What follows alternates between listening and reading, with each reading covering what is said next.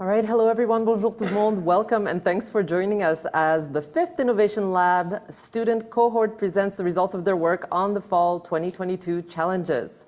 To help situate you, we are streaming on YouTube live from Concordia University's 4th space, which is located on unceded Indigenous lands here in Jagé, Montreal. As caretakers for the lands and waters we are meeting on, we'd like to extend our gratitude to the Kanien'kehá:ka Nation for their teachings about the earth and our relations. At 4th Space, if you're new to 4th Space, well, once again, welcome online or in the space itself.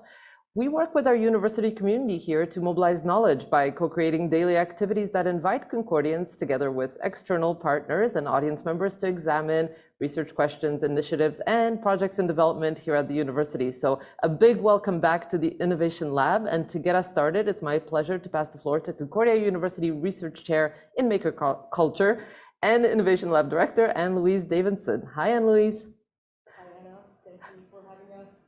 Welcome to the final presentations of the, I guess I should use the microphone. False start. Here we go. Real start. Welcome to the final presentations of the Innovation Lab Fall 2022 student cohort. A little bit of a reminder to say that the Innovation Lab was launched in the spring of 2021 as an initiative under the portfolio of the Vice Provost of Partnerships. True. Second false start. See, the false starts are always mine. So the Innovation Lab was launched in the spring of 2021 as an initiative under the portfolio of the Vice Provost of Partnerships and Experiential Learning. It's a playground, really, a place to play where students work in multidisciplinary teams on ideas brought by industry, community, faculty, and student themselves. We have some mentors who are joining us. Welcome, mentors. Thank you for all your work with the Innovation Lab as well. The purpose of the lab is really to offer a non-competitive, risk-free, and failure-positive playground environment where students and partners develop key skills for the 21st century in ways that we could never conceive of in a regular classroom.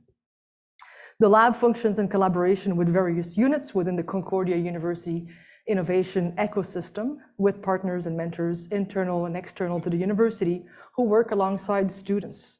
Our aim is really to use the lab as a springboard to launch students onto their desired paths with an innovative mindset to guide them. And we have success stories every semester, things that last for years and years and years and launch people onto careers that are amazing.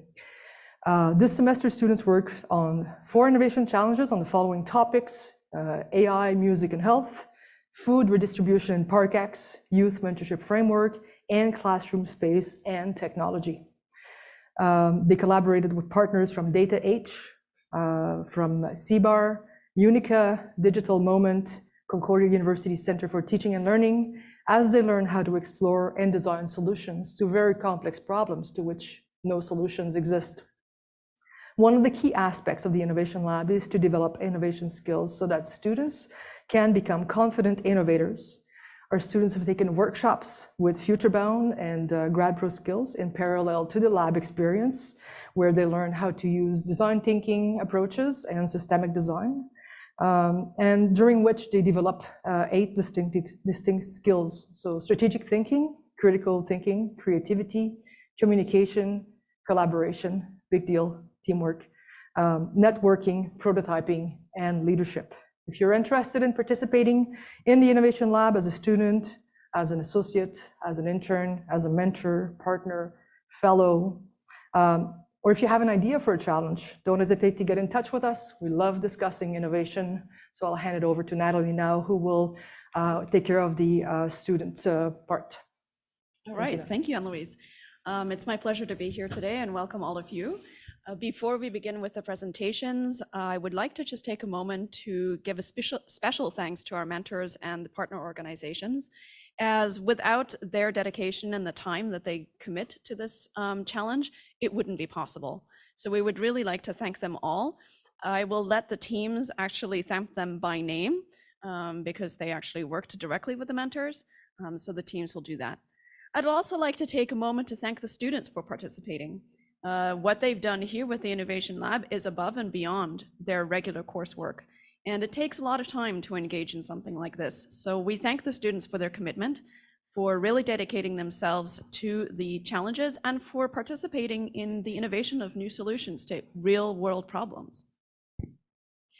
So in terms of the presentations, we will have the 4 presentations. They'll be about 10 minutes each, and we will have a question and answer period afterwards, so after all of the presentations. But I know for many of you, you might have a question while a team is talking, so we invite you to write your question in the chat, indicate who the question is for a specific group or if it's for all of them, and we'll be sure to address it when we get to the question and answer period at the end. Okay, so we already have our first team here today. This is the Classroom Space and Technology team. I'll let them introduce themselves, and they're going to talk to us a little bit about what they did to improve the classrooms here at Concordia University.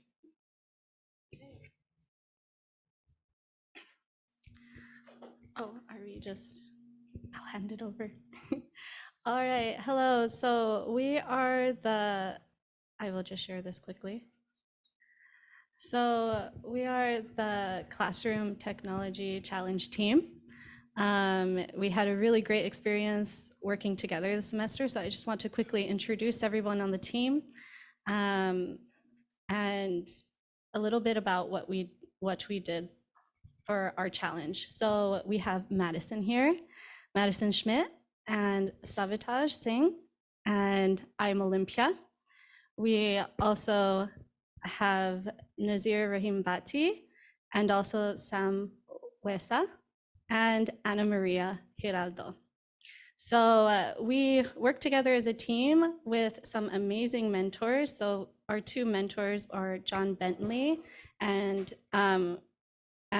Remy Aurora. So John Bentley is a senior instructional developer for the Center for Teaching and Learning, and Remy Aurora is a project manager at the Lab of Innovation for Teaching and Learning. So we're going to present a little bit about what our process was to be able to redevelop a classroom. Well, when we start this journey, our objective was to find out Concordia's students and professors' learning and teaching experiences in the classroom and what part of that comes from the classroom environment. So what we did, we met with subject matter experts, with Charles Altman, Pascal Dufour, and Katia Neves, that they are different subject matters in accessibility, mobility, and inclusiveness. We also did some interviews that we did in face-to-face conversations with some students outside the Faubourg building. And also we gather information with surveys administered via Google Forms. Yeah, so throughout our innovation process, we also had to conduct a series of interviews, and we asked 13 students and 7 professors what their disciplines were, their favorite classroom at Concordia, favorite technologies, both physical and software, their desired teaching techniques, and then important characteristics of a good classroom, and then negative experiences. So we had a variety of different answers, some common recurring themes, some very different. We could see many people had very Faubourg classroom and disciplines, all multidisciplinary, different characteristics. Basically, all of this process basically helped us get a different perspective as to how to approach this innovation process and get firsthand experiences as to what people experienced in the classroom, both professors and students. Yeah, I'm gonna pass it on to Sabi now. Thanks, Sam. So as we analyze the data, the raw data, which Sam said, so we used this cool Venn diagram. So we had 3 main stakeholders: professors, university, and students. So by combining them and at the intersection, we got a combined list of the problems and the needs which were there. As you can see, we have a list there: in-class technology, teaching, learning choice, mobility, and accessibility. So by this list, we formed a problem statement, but it was specific to a room, that was the auditorium. So we have the prototype we have this classroom and we have the list. So we reframed the problem statement, and this is the problem statement we got. So that how might we redesign the layout of a university auditorium classroom that is equipped with the various technologies to improve teaching and learning interactions regarding communication, mobility, accessibility, and inclusiveness. So for further ideation, my friend Nazir will explain the prototyping process. So the prototyping process began by finding the solution to the reframing statement. We had to find a solution, so we used the brainstorming method. Our team, we used the 10x10 idea matrix and found 10 generic solutions to the reframing statement problem. And these solutions were tweaked based on cost, reliability, advancement in technology. And finally, we came up with like 3 solutions: the classroom space design, the classroom technology design, and the classroom sensory features. So we took these ideas and converted them into specifications using a prototype. For the prototype, we use storyboard method in which we list the description of the idea. This prototype, the initial prototype was tested and the feedback was obtained from the advisory user groups for Concordia, classroom technology, and learning spaces. So from the feedback, we understood and we made some iterations in the prototype and finally refined prototype for the FGC 080 classroom. We chose the FOBO C080 classroom as it was a part of the interview. We received negative feedbacks about this space. So this classroom is an auditorium type classroom situated in the Loyola campus, the SGW campus at Concordia. And this classroom is actually in the underground. It's in the basements, which has a low air quality and some features. Yeah. All right, so we took the layout for this classroom and all the information that we received from the interviews and meeting with subject matter specialists, and we decided to come up with some solutions to address some of the communication and comfort problems that came up during the process. All right. So we began the process by understanding the classroom network. So we studied the professors, the students, and the interaction with the technology in the space. We also tried to understand the disturbances in the space, like air temperature, the disturbance due to the technology, a technical bug. And we try to focus on 2 types of learning. One is the teacher-centered learning, which is the basic and classical approach, lecturing method, and another is the student-centered learning, which basically involves active learning. So our idea was to introduce active learning in our classrooms. So as part of the solution, one of the solution we came up was the QCOM technological development. So this is a software which basically helps the professors and the students to conduct a class. So it's basically a professor can conduct an in-person and a hybrid, an online class, and you can connect to students where students can raise hand, ask questions, and also have a chat box like a regular one. And the professor can share the live feed and recordings. And also another important features, which was from the interview feedback, that the professors could connect to the remote lab at Concordia to access the different softwares. And another important feature is the audio technology, which helps the professors' audio to be streamed to the students directly. So there's clarity and understanding, and lastly, the professors can share the information using the ClassCom software, which we designed, which basically involves the professor sharing his presentation and making notes live, real time in the class, and the students can share and comment on it. And basically, that was a part we designed based on the feedback from the interviews. So the QCOM technology works on like a touchscreen surface, which is at the professor's desk. For seating, we received some of the challenges that would happen in an auditorium setting. So there might be a need for rows to be able to have as many students as we can. But also, we chose to widen the levels, so maybe 2 rows per level. And the front row can have a seat that swivels on a base, so that should a professor want to have more interaction during the class time, students can easily turn around and have interaction with the people behind them. So that was one of the solutions we thought of to be able to have the row space, but also still create space for students to interact. Yeah, so to design for a collaborative workspace, we decided to divide the classroom into two, as explained by the Olympia, that the front area will consider it as we'll use the magnetic chairs, which can attach and detach according to need basis. As we can see in the layout that we have screens on the walls, that these chairs could go to that space and more collaborative work could be done near the space.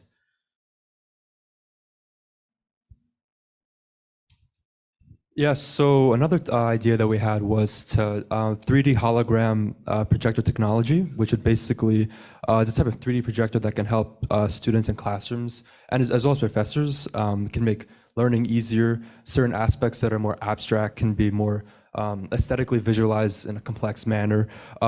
So this technology can be accessible in classrooms. Not only projectors can be useful for presenting ideas, but professors can present this idea, whatever they're presenting, in a more 3D manner, and it could be present in students' desks. So it could definitely help it more immersively with more hands-on work. So the VR technology was introduced, which is easily accessible at Concordia. So it's a cardboard headset which the professor and students can interact and share 3D models to make the teaching experience more better. Yeah. And then another idea we have is the 360-degree camera, and basically it could be up in the ceiling, and regardless if students are joining on Zoom or in person, they could kind of get a more wide experience, wide view of the classroom. It could be seen from all angles, especially if it's a large classroom and professors aren't really seen from certain chairs where students sit. They could kind of connect on the Zoom and see the professor through all sorts of different angles, and it could be very immersive that way. Another idea we had thought of is we had a lot of comment of students struggling for professors to see them with their hands raised. It's a very big auditorium, so we thought of some ways, for example, a small robot cat that can indicate to the professor that a student is trying to communicate with them, raise their hand, and also that students can interact to be able to perhaps hand in assignments, or and it's just something nice and friendly aesthetically that can maybe calm anxiety. And then our last technology that we have is a portable TV display technology. It could basically help with small student group projects or in-class activity collaboration work. So not only a projector like this, but it could kind of be portable. It could have wheels, it could be at a lot of different tables. And it could definitely help with a lot of different, it can move around the classroom, and it can make it flexible to form groups in any part of the class.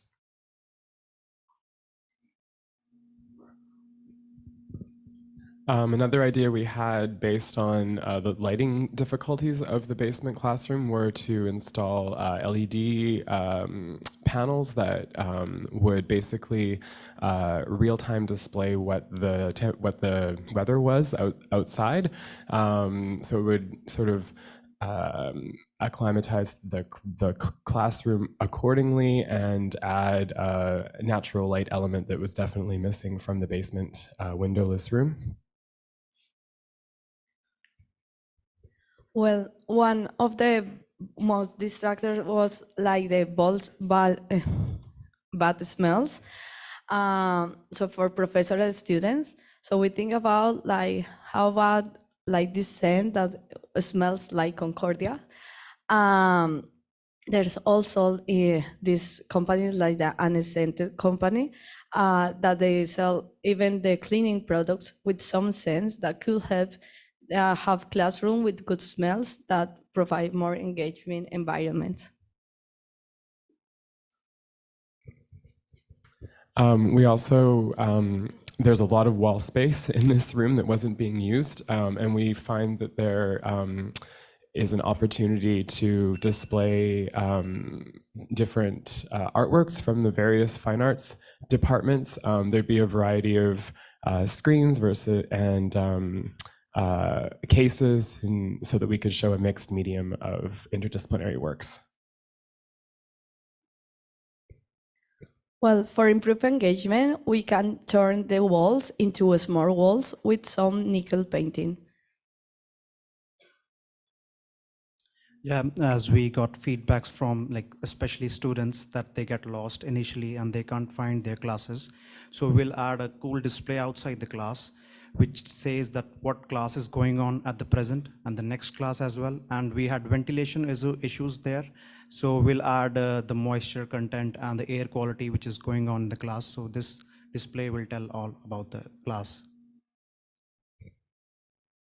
So this is just a quick walkthrough of the classroom and kind of what it could look like with the added technology to it. Oh, it's not loading. All right. Okay, so just to wrap up, we'll hand it to Madison. So regarding how we could move this project forward, the to be continued, we found that we were most engaged in our discussions as a group when we were working with our mentors, John and Remy, and also when we were discussing with some of our other, I guess, mentors too, Pascal and Katya and Charles. We were discussing how we could maybe include more of this type of discussion. So specifically with the groups such as the Indigenous Futures or the Black Perspectives, there's a bunch of recommendations that Concordia is trying to implement. And we were considering that going forward, it would be really important to include members of these teams in our discussions regarding inclusion, accessibility. We were really adamant in our discussions that we focus on a blended classroom experience, basically with for accessibility reasons, but also just because life happens, as we've all discovered recently, and that there's a lot of divide between the in-class work and the online, so trying to ease that and bridge that gap. We also wanted to focus on sustainability, which was something we didn't get a lot of time to touch on, and how we can bring even more voices into the dialogue than the ones that we've already considered ourselves. Thank you, everybody. Thank you, everyone.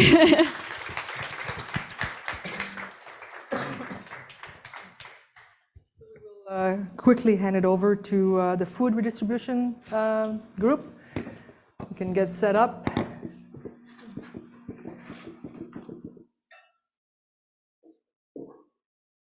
If you have questions, don't hesitate to put them in the chat. I will accumulate them for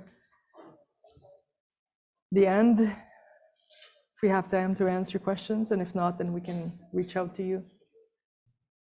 Over to you, food group. Okay, hello everyone. We're part of the Food Redistribution Challenge. Our project, we named it Food X because it focuses on park extension. And our team is made up from Vikram, who is an environmental science student. He's, sorry, I'm a little nervous. He's in the project because he's worked with our mentor, Leonora, in past projects, and he wanted to see what else she is working on. And we have myself, I'm a linguistics student. I'm passionate about the project because I'm a cook and I've worked in farms, and I really care about food waste and food redistribution for everyone. And we had our fellow member, Louis, who's no longer with us, but he was part of the project at the beginning. And we have Amar, who is an engineering student who's worked in previous business innovation, and he wanted to expand and learn more about social innovation. And we have Katerina here, who's a sociology student and a ParkX resident. And she's worked with previous food banks in the past, and she wanted to help out because this project is really close to her heart. Our mentor is the amazing Leonora King. She's a postdoc researcher and a community organizer in ParkX. She works with the asylum seekers at the moment and other amazing projects. So a little bit about ParkX. There's about 42,000 people in ParkX, and 44% of them live below the poverty line. There's 45 languages spoken. It's mostly a transient place for newcomers. It also has the lowest education rate in any Montreal neighborhood. Recently, UDM built a campus in ParkX, and it hiked rent prices and added to the gentrification problem. So some of the questions we were trying to answer in our challenge was, what are some food issues that the residents face in ParkX, and how do we improve awareness of existing food initiatives? And can technology help with that problem? These are some of the organizations that we spoke with, the Corée Collective, La Place Commune, and we also visited some churches and temples to see what they offer to the residents of ParkX. And our findings, I'll give it to my partner, Katerina. She'll tell you guys what we found so far. Thank you so much. So basically, when we went out to interview some residents, community organizers, and even some religious organizations, we went there thinking that they would have surpluses that we could use to give away to other people. However, our premise wasn't exact because most of the places would reuse their food to cook in the cafeteria, or they weren't necessarily willing to cooperate, especially for businesses and restaurants. For that reason, we had to reframe our statement. Throughout the process, what we found out is that most of these organizations suffered from a lack of funding, so they were doing the most with the resources that they had. Another problem was also that the information wasn't spreading out because it was a lot of the same people that would come to these organizations. So instead of having like the newcomers know about these places, it was always the same people. And also these organizations were very focused on human connection, so face-to-face interactions. And the idea of dealing with technology for them was a step that would kind of slow down their process. So they weren't necessarily interested in, working with an app. And initially our challenge had the app as part of the title. So for us, it was really a process to reframe, to move away from that idea and see what other options we could explore. What we also noticed is that there's also a lot of elderly populations, so a growing elderly population, which needed to have food delivered at their home because some of them have mental illnesses and they cannot cook, or they definitely need some help with, getting food that is cooked instead of just, something that is not already prepared. So this is a little visual synthesis of our process from the initial idea, which was to develop an app, until the reframing statement. So our reframing statement was based off of this question: how might we share information about existing food resources to the residents of ParkX?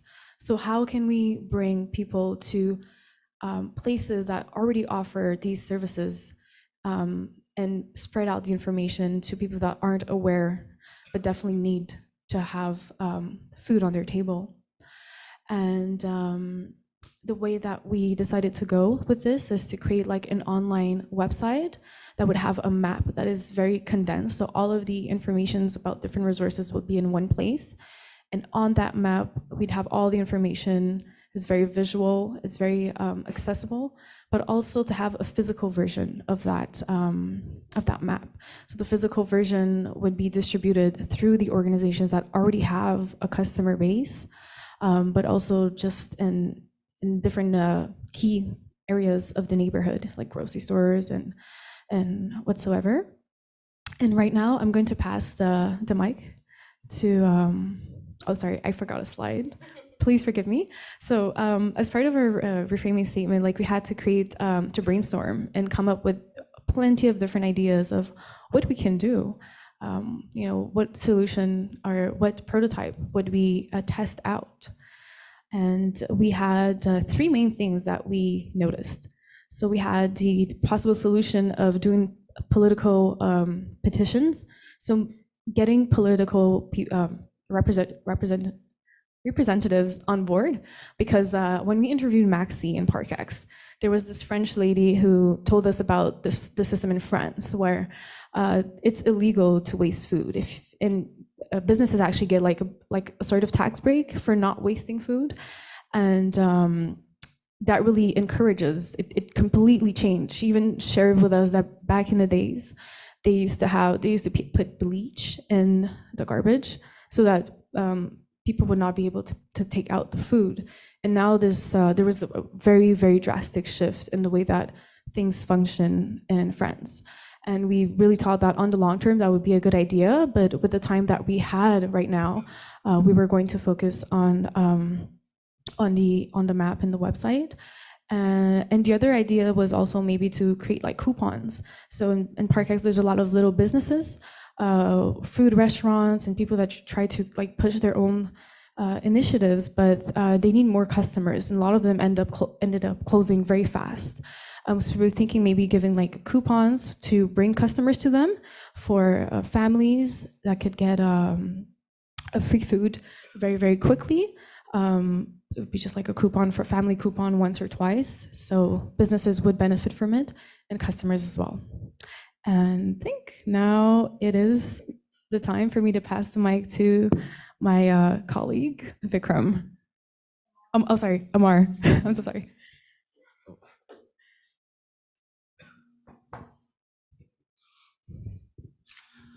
So then we started with our prototyping stage. We went to Makerspace at Concordia, and before going for a digital version or something, we took a paper and kind of made different type of pages that we were planning to have on a digital version. Then we used the post-it notes to make it look attractive and kind of tried to fill in as much information as we could. And then we presented it to our friends from Classroom Technology, and we gave them small pink slips and asked them to stick it on whichever page, whichever function they were using. So we kind of observed how a user is interacting with our website. We kind of drew insights from that, and along with it, we took their feedback, and these were some of the common feedbacks that we got, that obviously colors had to be added, some of the information had to be changed. And after that, we came up with a digital version, which Vikram will be explaining later. So we added 100+ languages, we added a interactive map, simplified language, and there is a lot more that we have added.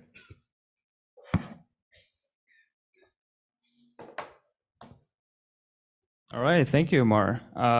Happy to say we didn't let that input go to waste. We created the actual website based on our paper prototype and all the feedback we got out of it. So we're pretty happy with our product, even though it's little things to tweak out still. But we did make the website. We hope it looks decent. So it's obviously hard to show you the website on the slides, but we have a QR code that Amar designed, which works really well. And we have a few snippets of the elements that we're going to be using on our website. And then there's also the map, which shows you a few locations numbered, and then a legend that shows you what each location is with their logo, address, what kind of service they offer, and the information's actually pretty thorough. It's really cool.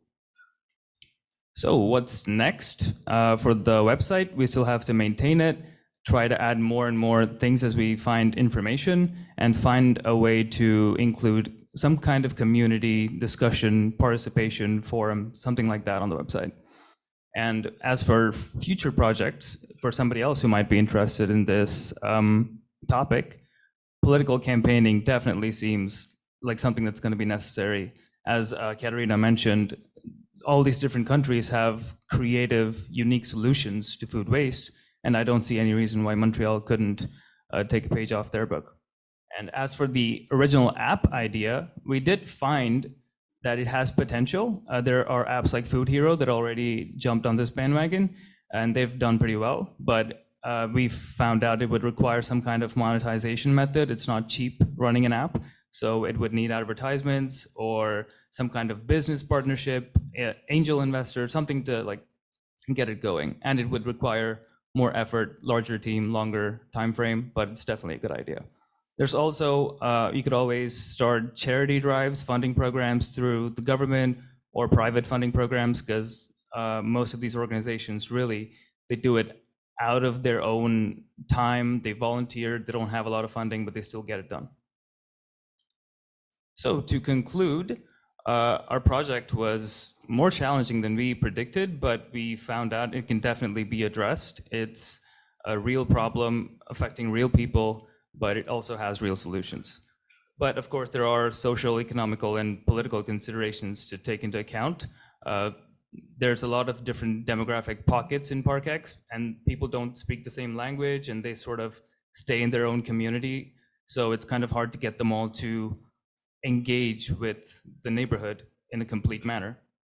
And also technology, as we found out, it didn't have the interest of most residents in ParkX, because they're not that used to it. They are new immigrants, and some of them don't have that kind of technological literacy. But we found out there is a space for technology. It just has to supplement the work that's already being done instead of trying to reinvent the wheel. And then obviously we found out that the main challenges were awareness and funding, but that's a long-term issue that a lot of great people are working on. Our solution, the website, we think can help fill in some of these gaps in knowledge. And we also talked to a few organizations, and they seemed enthusiastic to kind of be able to put themselves on the map, literally, and to kind of use that as a platform to engage with the public better. And as for the Innovation Lab, I think we had a very enriching experience so far. Teamwork was sometimes tricky, but we really found a way to work together and really get this out there, and we're really happy with the work. And finally, our mentor, Lenora King, was really helpful. All props to her, and she really helped us stay motivated. So yeah, that's our project in a nutshell. If you want, you can check out the QR code and the link at the bottom. It's still a work in progress, but we're happy with it. Check it out and let us know what you think. Thank you.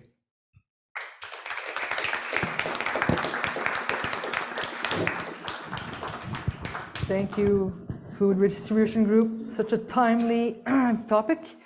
We didn't expect the issue to become so important. So we'll hand it over to the Youth and Mentorship Framework. Hi, everyone. Good morning. So I'm Anurag, a member of Youth Mentorship Challenge Framework from Concordia University, partnering with Digital Movement. We are happy to share my findings, our team findings regarding this challenge. So this is our team members: Alex, Kim, Sophie, Maggie, Katrina, and our mentor, Anne Lawrence. So we are working together from the past 3 months on this framework to design a beautiful framework for the youth mentorship. As we are aware that 30% of world population are the youth, and it is really necessary for us to make sure that youth are moving towards the right direction, because the persons whose we are targeting are the youth with the age of around 13 to 17, and they have a tender mindset, and it is really necessary for us to make sure they're heading towards the proper direction. So there are a couple of guiding questions which we are work together. So those are: what makes a good mentor? How do the young people engage in these mentorship programs? How can we encourage the growth mindset in the individuals of the youth? And how can youth mentors connect mentees with support if they are facing struggles in their mental health? So these are some of the guiding questions which we discussed initially, and we proceed with these as a base for us. And my colleague Maggie will go through the further findings. Thank you. So you see on screen the interview questions that we used in ethnographic interviews with youth that we managed to connect with. For the interviews, we were able to do a 4-person group interview with young women and 4 individual interviews with students at Loyola High School. So altogether, we were able to connect with 8 different youth, ranging within the ages of 13, 17. So what we wanted. And the most important thing that we were considering as we formulated the questions was youth experience. We wanted them to speak from their own lives, their own experiences, so that we could have a youth-led framework that focused on what would benefit youth the most. So questions like, who do you look up to? What does mentorship mean to you? Have you ever had a mentor? All that kind of stuff that allowed them to share their own experiences. So moving on to our early findings, as we looked over the data from the interviews, there were a few things that became abundantly clear. Youth were looking for mentors that would support and teach them without being authority figures, unlike a teacher or parent, more like a guiding individual. There was also a lot of shared values among all of the youth that we were able to interview with.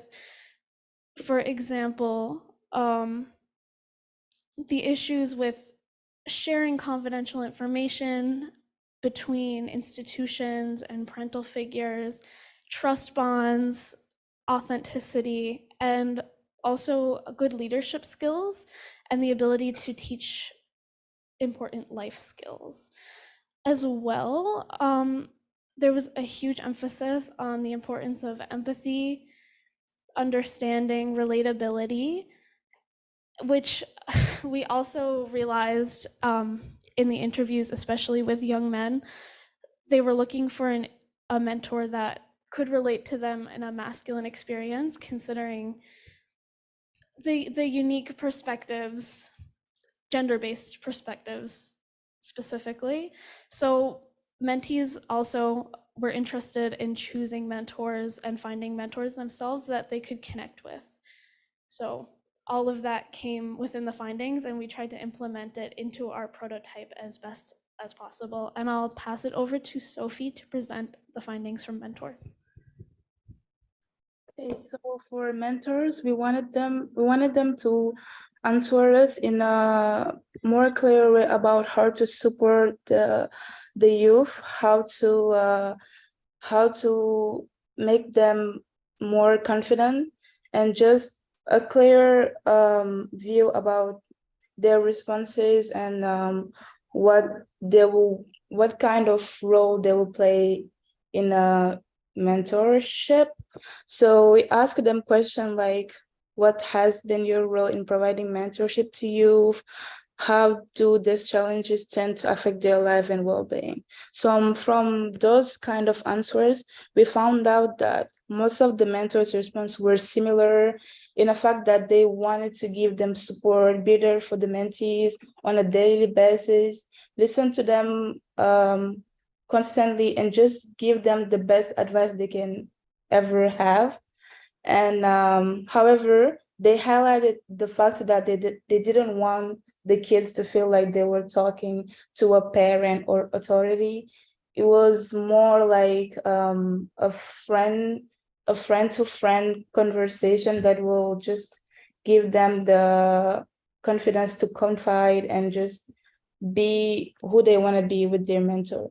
So our findings about the mentors' roles were really important to us because it helped us proceed with the next part of our research.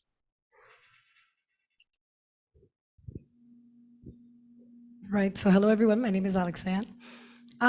At this point, we decided to switch the focus. We realized that a lot of the work and what had come up in the data was concerning mental health, which is not to say that mental health is not important, simply that we decided that it would be important that there be someone on site during mentorship to provide those services that was not involved as a mentor. In that sense, mentors could focus on the relationship and other aspects of building trust and so on, without disregarding any confidence or mention of mental health issues or other home life problems. So with that in mind, we reframed our research. Could we just go back a slide, please? Thanks. So we decided that we would look and focus on how we would design an operational framework for youth mentors and mentorship organizers that would provide actionable strategies on how to best engage and empower their mentees. You can take it. Hi there, my name is Kim. I'm part of this project, obviously. Having spent some time discussing mentorship and mentorship programs and mentorship values with both youths and experts, we finally sat down and started spitballing ideas for potential prototypes we could create to develop a cohesive framework and also supports to create, the strongest mentor-mentee relationships possible, especially in the context of teenagers who are notoriously fickle. I'm sure you know better than anyone else, Alexandre, having a teenage daughter. Anyhow, our first and perhaps most basic idea was a starter field guide with tips, best practices, strategies, and opportunities for reflection, a field guide, so to speak. Another idea that we had was a training model for mentors, which would come in the form of a briefing pack with speaker notes. So it would be like a training model that anyone could implement into their youth mentorship organizations. The third idea that we had, which was a little bit more out there and interesting, was a gamified prototype.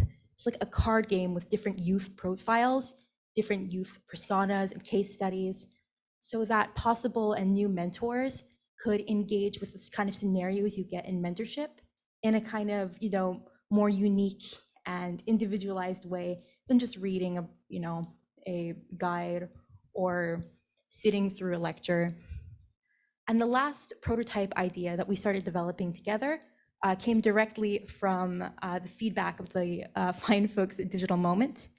And it was like concrete steps, a step-by-step guide for organizations and companies for how to build their mentorship programs from the ground up. This one is kind of unique in a sense because all of our other prototypes are aimed at mentors, whereas this one is aimed at the superstructure of mentorship programs and mentorship organizations as a whole. Moving on to the next slide. Gonna go ahead. Okay, so here are two of the prototypes that we developed together. The one that I had the most hands in is the Youth Mentorship 101 Field Guide. Like I said before, this is a field guide with best practices, strategies, guidance, and youth input on what makes a valuable mentorship, and also, a not so valuable mentorship. This guide includes case studies, personas, other scenarios designed to train mentors on topics like trust, disclosure, inclusion, flexibility, need recognition. There's actually a link that you can follow if you want to take a quick look at the guide. That bit.ly link at the bottom there. Very beautiful. Moi, chef's kiss.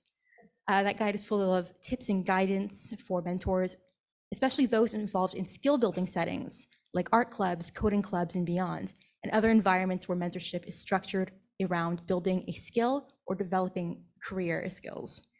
And it involves guidance on things like how to build confidence along with those skills, how to recognize and foster potential as a mentor dealing with youth, and when to prioritize fun, and when to prioritize skill building and structure.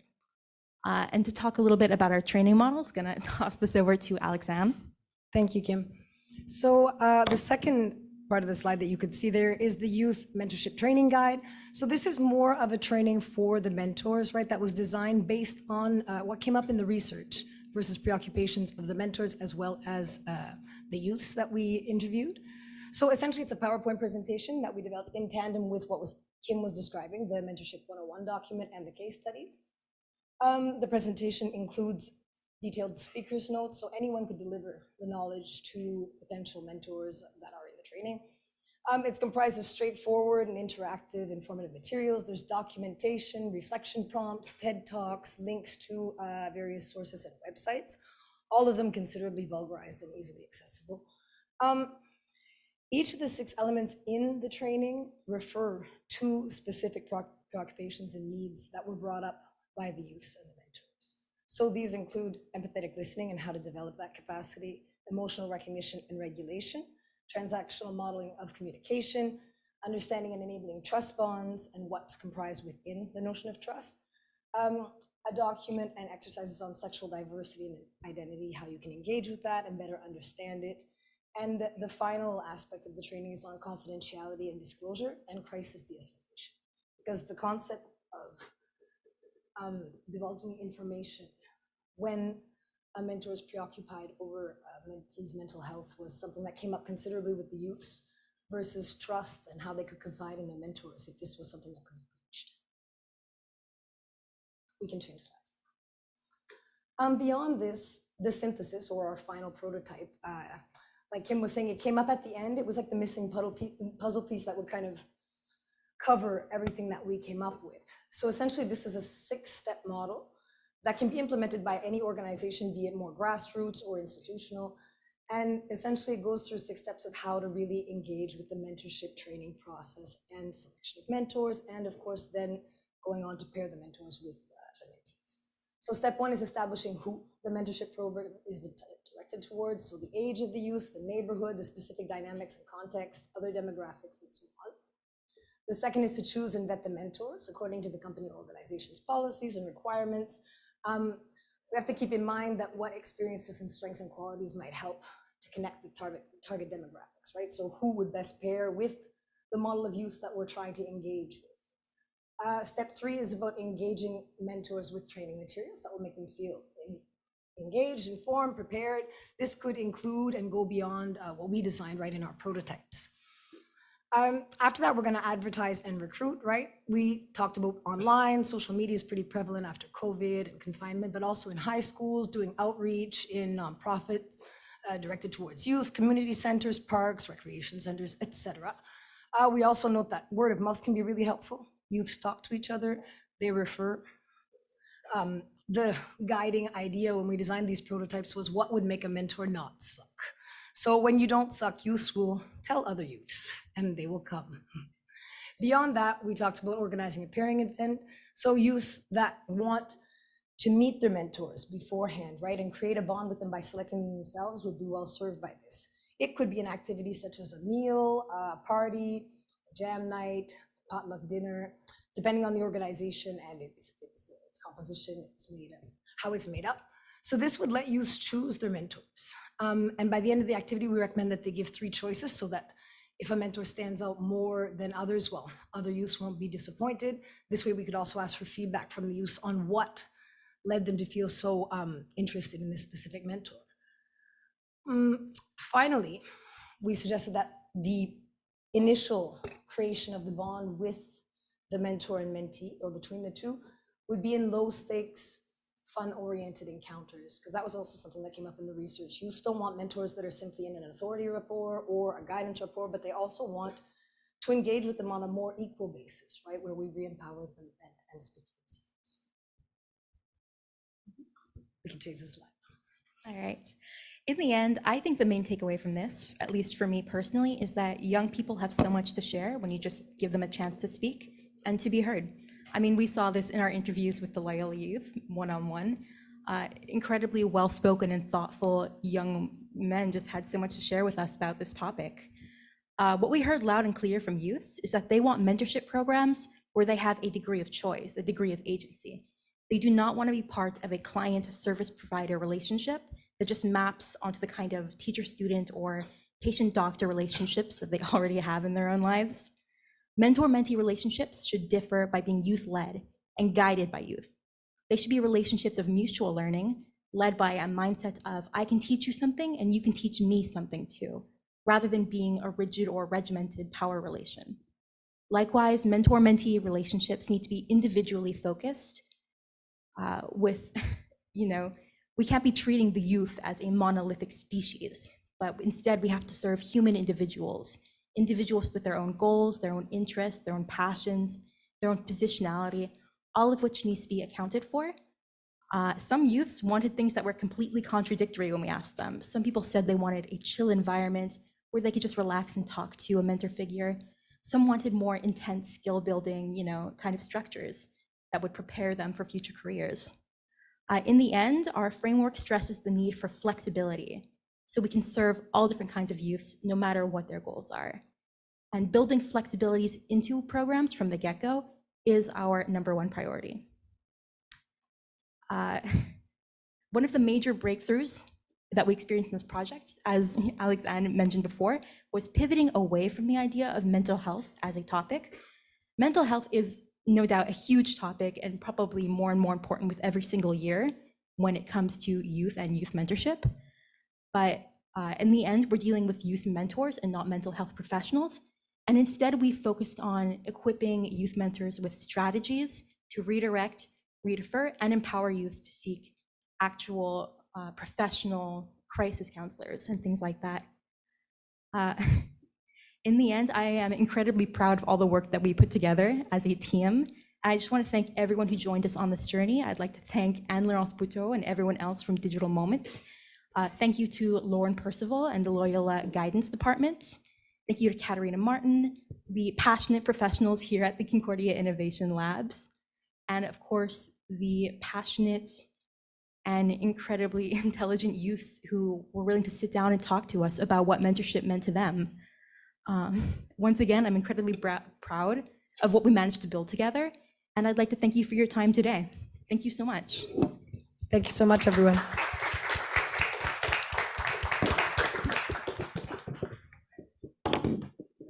Thank you, Youth Mentorship Group. And over to our last but not least, wonderful AI, music, and health, wellness, well-being group.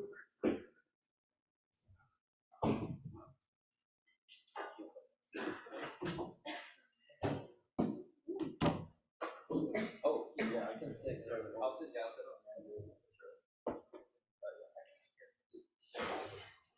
Again, if you have questions or comments, don't hesitate to drop them in the chat, and we'll address them as the session ends.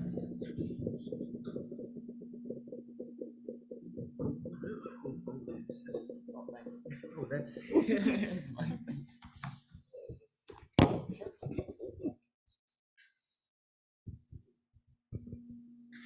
Hello, everyone. We are part of the AI Music, Health, and Wellness Challenge of the Innovation Lab, and today we're going to be presenting to you our project, Active Music Therapy for the Treatment of Anxiety. So this is our team. My name is Bianca Giglio, and I'm currently doing a double major in biology and women's studies. My name is Roel Goins, and I'm currently studying communications. Hi, I'm Cameron Bell. I'm also a student in biology here at Concordia. Hi, my name is Seper Chatras, and I study construction engineering and management. And hello, my name is Michael Ziner, and I'm a major in electroacoustics. We had 4 mentors who guided us through the innovation process and gave us feedback on our project: Bruno, Antonio, Celso, and Ari. So our challenge combines 3 main parts: music, health, and artificial intelligence. Our initial challenge was about exploring the relationship between music and AI and the potential that they have as combined forces for the treatment of a wide spectrum of health issues. We ended up narrowing this down to the development of a tool using AI that allows people who do not have the resources to learn an instrument to participate in active music therapy. So these are some of the guiding questions that we kept in mind throughout the innovation process. The first one is, who will the end users of our product be? Will it be accessible to the public or used strictly in medical settings? So initially, we picked epilepsy as the neurological condition that we wanted to treat. and this would have required us to implement our product in medical settings. However, we realized that this was not in line with our collective goals because we wanted to create something that was more accessible. So we ended up shifting our focus to anxiety, which is a much more common condition and allowed us to talk to more people. Some of our other guiding questions are, in what ways can our products be innovative and stand out from similar products on the market? What will our user interface look like? For example, app, website, device, etc. How will users interact with it? And finally, what role does music preference play in the management of neurological conditions or mental illnesses? And we actually came up with answers to all of these questions following our user interviews. Before diving into the user interviews, it's important to understand how we mapped out our project. So the first thing that we did when we all met up was we talked with each other about our individual motivations and our team motivations. So 3 things we found were consistent. We all had a reverence for music, and we understood that it had healing capacities. We wanted to work in a multidisciplinary context, and we wanted to make sure we could have a positive social impact. So we then mapped the tensions that could arise from working in this type of group, and we wanted to make sure that we constantly talked to each other and referred to each other to make sure we could move smoothly with the process. We then mapped out the resources that were available to us. So that included the Innovation Lab, mentors, the makerspace. And then we mapped out how we would move forward. So it started with coming up with ideas, enriching them, deciding on our investment, and then taking action on that. These are some selected quotes from our interviews. And we found that people understand that music is healing and that they can get a lot from participating in it through composing or playing along with an instrument. But our college population finds that they don't have the time and they don't have the money to invest into an instrument. And they desire to. They want to sink into the feeling that music provides them, but they can't. So there's a real need for something that would allow them to still get those benefits without the time and expense of learning an instrument.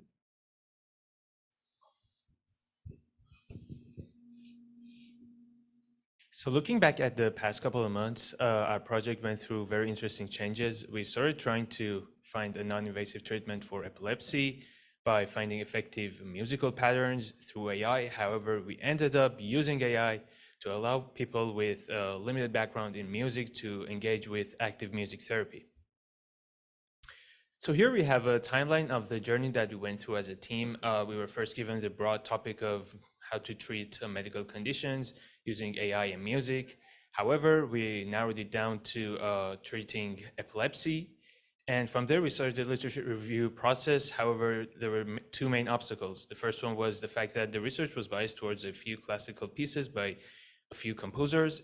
And the other issue was the sensitivity of working with epilepsy patients. So for those reasons, we went back and we diverged to the list of medical conditions. And this time we chose anxiety as the condition to work on. Once again, we started the literature review process. And this time the findings were closer to the criteria of our project. So once that was done, we started brainstorming solutions. We created a 10 by 10 matrix of different alternatives that we could come up with, like how would a chip solution would look like? How would an expensive solution would look like? What if it was gamified? What if it was prompt-based? What's something that we can implement right now? And what's something that requires extensive planning? Once we were done with that, we started the interviewing process, perhaps the most important phase of the journey. And it was in this phase that we truly got to understand the needs of the users. One of the most important ones was the fact that a lot of people wanted to actually create music of their own. However, they lacked the knowledge and background in music. So with that in mind, we started the prototyping phase, and we knew we wanted to facilitate the process of creating music for our users. Once we developed our prototype, we once again went back to the users and allowed them to test it and receive the feedback, went back, did some modifications and alterations. And once we came up with the final prototype, everything was done, and that marks the end of the first phase of this challenge. That said, this is only the beginning, and more work will be carried out in the semesters to come. Already got one. Yeah, so then moving forward onto what the actual prototype that we decided and ended up concluding onto is we have a bit of a unique perspective with this challenge compared to a lot of other conventional AI challenges where we weren't necessarily trying to develop a physical prototype, but more so a framework and an idea of how to move forward with the project and the direction. So with this, we had settled on the idea that music therapy would be our context and kind of our home base, and more specifically improvisational and compositional based music therapy, those being active forms of music therapy that are some of the most beneficial and some of the most well-researched and well-documented forms.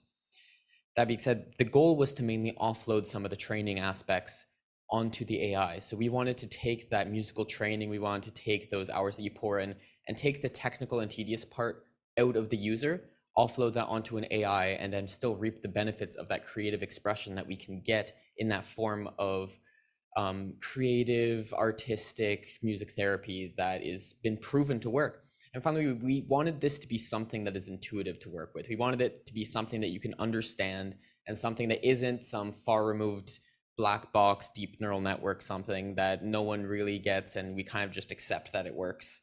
So we ended up choosing to go with a Markov chain-based model.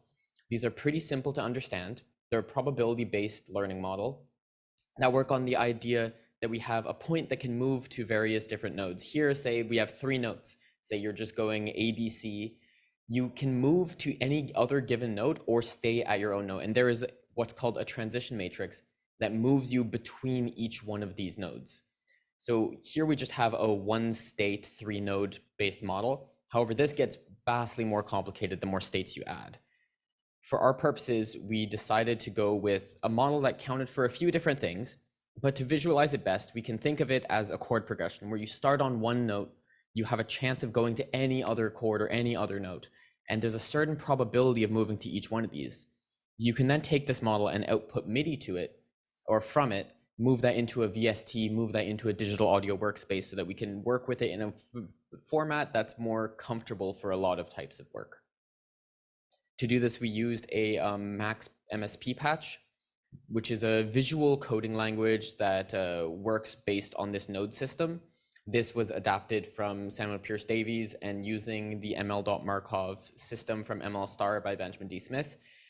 This trains in 5 different learning parameters and creates 5 different Markov chains, 1 for pitch, 1 for note length, 1 for polytonality, meaning whether it's a chord or not and how many notes are in that chord. It takes 1 for the onset and 1 for the velocity, meaning how hard you would hit a key. This can read any MIDI file. It can then produce a similar type of file. The goal here is to have the AI listen along eventually and have the human act as a filter that will change the biases in how it adapts and what these probabilities look like. This could take a bunch of forms that Michael will talk to you about later. However, it could be drawing, it could be gestural, and these would influence the way that the AI trains itself. So here, just to give an example quickly, we have,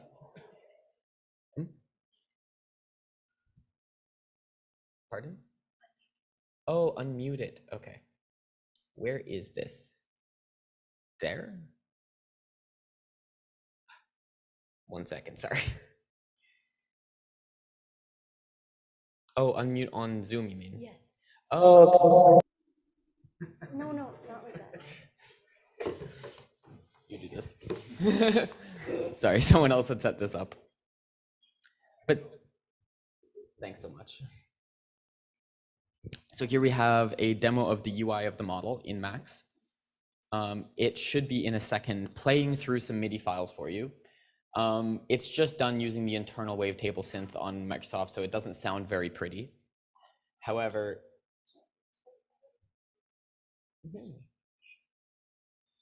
yeah, so it probably won't sound too pretty, and it'll listen through it very fast because we're working with AI here. It goes real quick. It doesn't need to listen at the same speed as you or I, but for the eventual model, it will work where it listens at the same speed as you are reacting to something, and you are shaping the model as you are reacting to it, acting as a filter for that type of training model.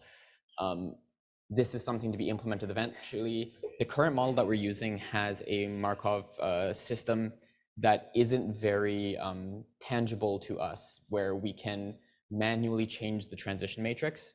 However, this is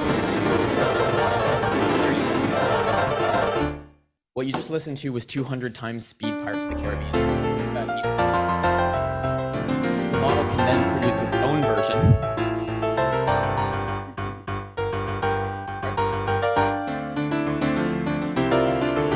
The model can then produce its own version using this same kind of matrix, generating new states with all of these different characteristics, these 5 that we talked about.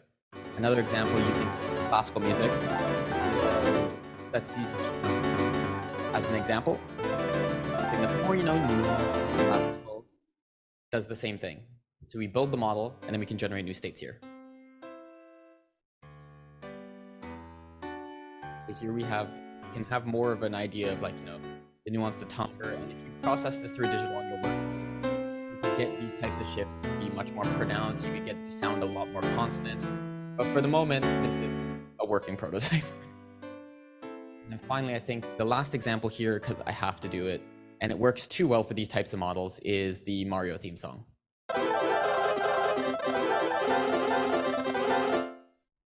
It works scarily well. But this is also a new version, I guess, that the Markov model is trained. So you can take any song that you know, your favorite type of music, your favorite genre of music, run it through this model, and you would be able to collaboratively compose along with this model in the therapy setting.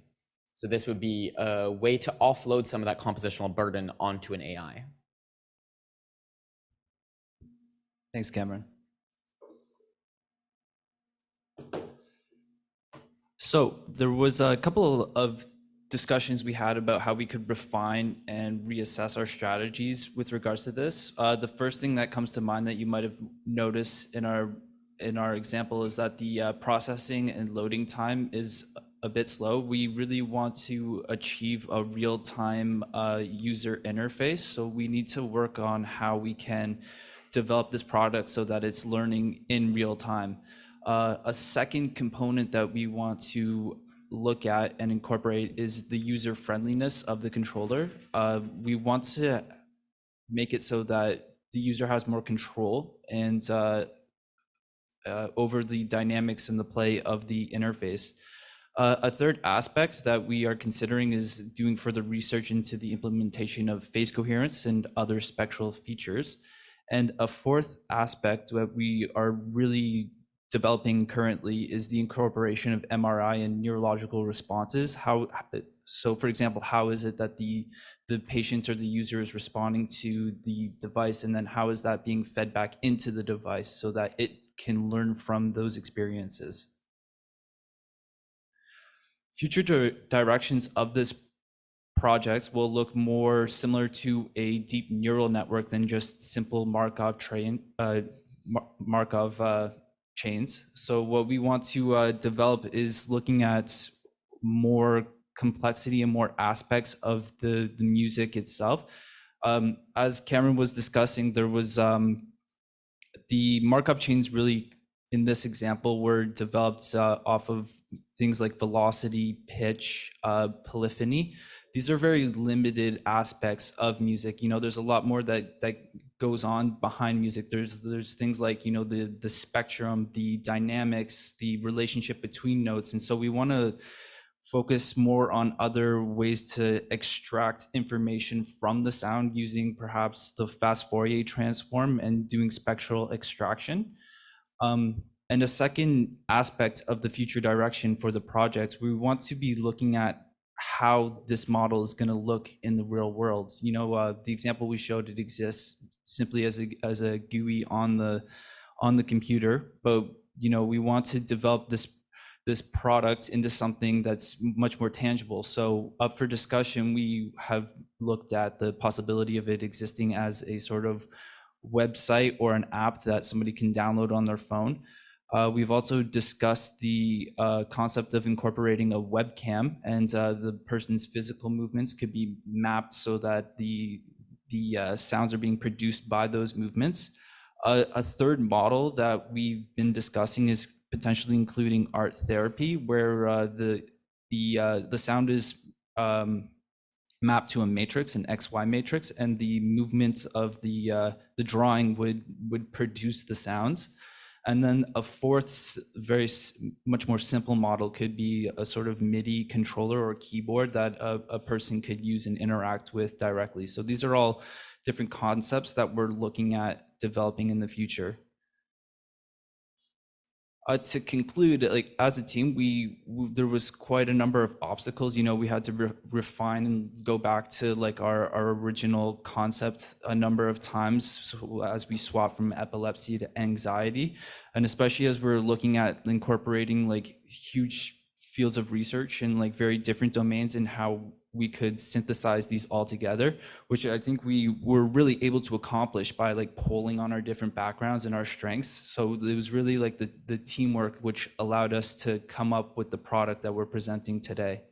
So in conclusion, we just want to thank everybody on the screen here. You know, I'm sorry if I forget anybody, but just I'd like to thank my team for all their hard work. I'd like to thank the Innovation Lab for the opportunity for us to do this, and as well our mentors, which like really helped us in this process. So thank you to everybody for being here today.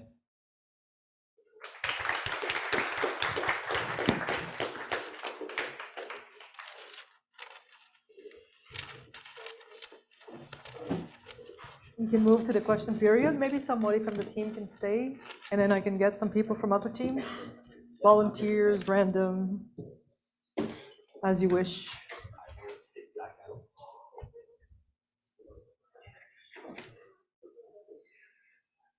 Sorry.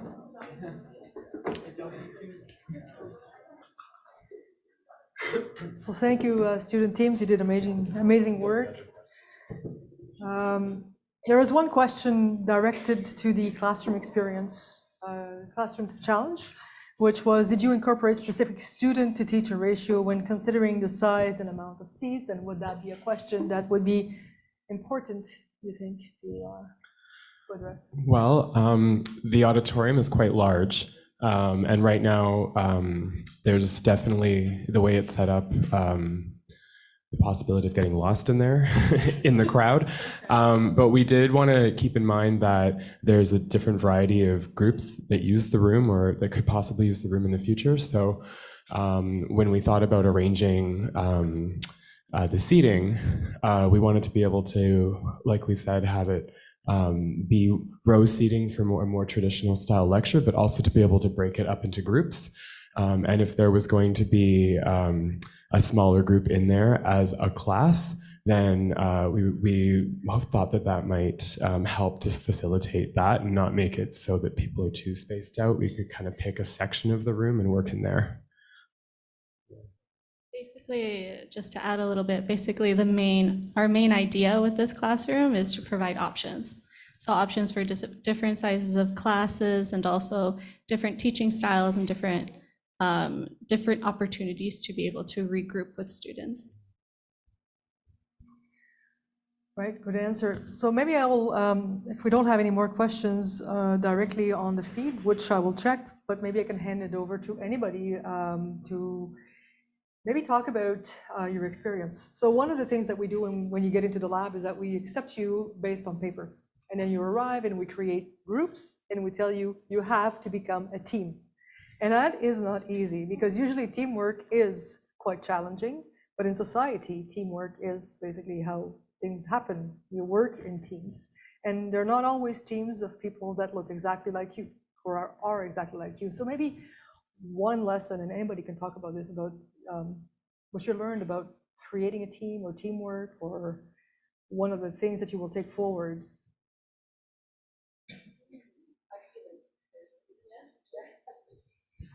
I think when I joined the Innovation Lab, that was one of my main goals, to work on teamwork. I've been working alone at home, teaching on Zoom for a very long time, so I wanted to reintegrate society from a professional perspective.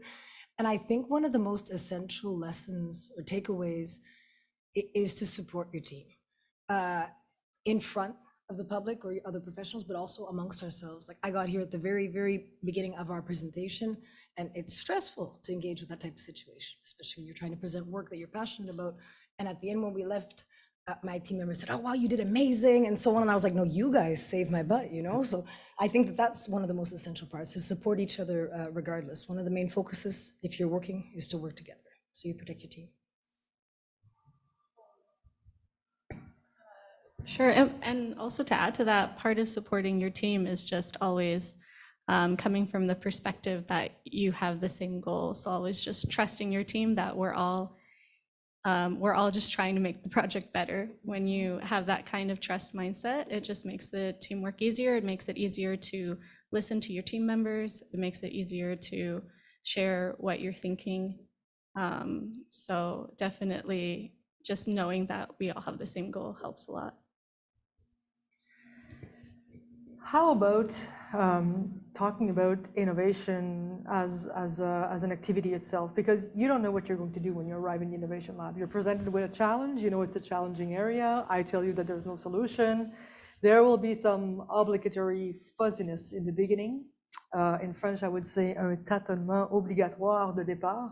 If you know where you're going, you're actually accomplishing a task or you're executing something. But when you're engaged in innovation, there will be back and forth, and there will be a lot of fuzziness. Maybe I can ask two questions, and you can answer any of them, but how did you manage this feeling of uncertainty? And was there a moment in the 12-week challenge, because the challenges are 12 weeks long, was there a moment in the 12-week challenge where you felt it came together? Was it in the middle, the end? Were there ups and downs? I would like to answer that if you guys are good. Okay. I think for us, until like week 10, we were pretty confused and we didn't settle on one direction.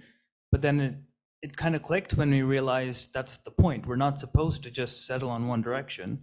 We're supposed to evaluate multiple options. And especially me and a couple of us, we're from more technical background. And to me, when I started, it was like, oh, this is the problem. This is the solution. That's the only possible way it can go. But then the process forced us to kind of brainstorm, and we came up with like 100 ideas, and I was like, oh, I didn't even realize we could do 100 ideas. But that really kind of broadened my mind a little bit and helped me approach this in a better attitude.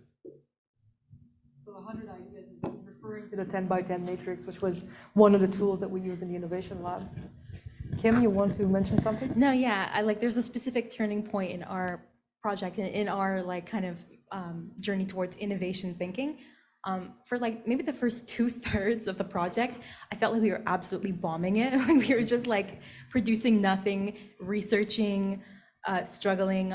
But the day that really turned things around for us is when we actually went into the makerspace for the first time and got like a huge piece of paper out and actually started drawing our ideas out and actually mapping it out in like physically together in that room with all those markers. And what we actually created on that day actually ended up being the compelling first draft of our final guide document. So it made all the difference, as opposed to like sitting together on Zoom being like, oh, like, what should we do, guys? Yeah, but when we were in that room and we started, pulling out the markers and really getting deep into it on paper, that's when like the passion kind of sparked, and we were all just like shouting things out and like slamming our hands against the board. Yeah, and so that'll be the moment that I remember in terms of the innovation process. Did you want to add something? Well, I mean, I agree. We were actually kind of consulting each other before speaking, but I don't know if our teammates agree, but I think that this was a moment where I walked in and I saw Kim there in front of a whiteboard, and she just had all these colors and drawings, and I was like, oh, okay, we could do this and that. And we weren't alone, obviously, we were with our teammates, but then, and Louise couldn't get us to be quiet. She kept asking us to contribute in other ways. We were like, well, we're in a moment of creation right now, and that's when everything changed. Yes. There's a question in the Zoom from Leonora. So we were encouraged to follow blue sky thinking. We definitely, when we thought about the financial restrictions of our ideas, it was a bit of a barrier. But we also had a turning point, I think, where we, I think at least I know a number of us in my group were worried about somehow choosing one idea and going with that. But we were encouraged to maybe try to implement, as we did in our model, as many options as we could, just to sort of show how they might interact with each other. Some things sort of merged, other things stood out as being a little out there, but then in sort of the holistic version, it really painted an idea of how we could develop many ideas at once. Do you want to? Yeah, sure. Yeah, just kind of going off of that. So for our project specifically, in the scope of time we had, it was definitely more of an exploration of how can we redefine interactions in the classroom for a number of people and for a number of situations that they might have. Maybe students who struggle to communicate in a large classroom, what options could we make? So we came up with RoboCat, something that could interact between the teacher and the student in large situations, or screens where students can type their question without necessarily needing to speak out loud in the classroom, depending on the situation. So yes, definitely we were considering more options that we could create in this project. And hopefully in further projects, they can develop other kinds of systems. But one cool thing we did consider was the VR. So we had found that there is like cardboard VR goggles. So we thought that was a cool money saving option. Yeah, Concordia lends them out in the library. So that was something cool. I guess talking about, because you mentioned our project as well for the AI Music and Health, the cost of it is definitely something that we had factored in when we were looking at, and the financial feasibility is something that we had considered when we were looking at the types of models that we want to use. So all of the software that we were working with is all publicly available. It's all open source. So there's no inherent cost to any of the software development. There is an inherent cost to a certain extent with if you wanted to take a more artistic approach and work in digital audio workspaces. Most of the common ones are proprietary and have an initial investment cost. There aren't any subscription-based models that are commonly used for this type of thing. And then as far as the actual hardware and the interface goes, because it's all done in an open source framework, and because MIDI controllers are such a universal standard, this type of thing can be implemented using Arduinos, TNCs, fairly low cost microcontrollers and options like that. And because the current model is working in Markov chains, Max actually has a native compatibility with Raspberry Pis and has some not so official native compatibilities with Arduinos. And you can implement it, because it's such a fast learning process, you could implement it in something like that to have a relatively low cost alternative to some of the other therapeutic technological devices, which can be pretty expensive in a lot of cases. So this could be a lower cost alternative to some of those methods. It is something that is definitely would require training. I think would be one of the large barriers to entry for it. You'll be training in the software, training in how to deploy this kind of thing, and would require, obviously the biggest one would be proof that this is a transferable benefit, which would require some kind of validation, which we had talked to with our mentors about implementation of BCIs or brain-computer interfaces for validation that there are still the same types of developments, or use of GSR, which is galvanic skin responses, which measures nerve activation. It measures the conductivity of your skin, stuff like that, so that we could, and in future developments of this, it would be needed to show some kind of validation of result. And I think that's where a lot of the cost of this type of thing would be coming in. So until that would be done, it wouldn't be something that would be fully financially feasible. But we had talked about it with Antonio and with some others about how this type of thing would be done. And it's mostly just due to the time constraints. It's not something that we could feasibly do, but there are avenues for it, but definitely it would require some kind of funding for that type of validation. Thank you, Cameron. We have to come to a hard stop at 1 p.m. I want to thank all the mentors, the partners, students. Congratulations for your amazing work.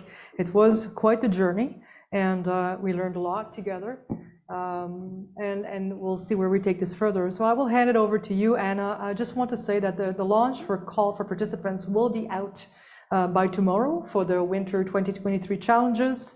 Watch out our Twitter feed. I put it in the feed at CU Innovation Lab, and it will be sent through our listserv. If you have any questions, just send us an email, innovation.lab@concordia.ca. Over to you, Anna. Thanks, Anna Louise. Round of applause, everybody.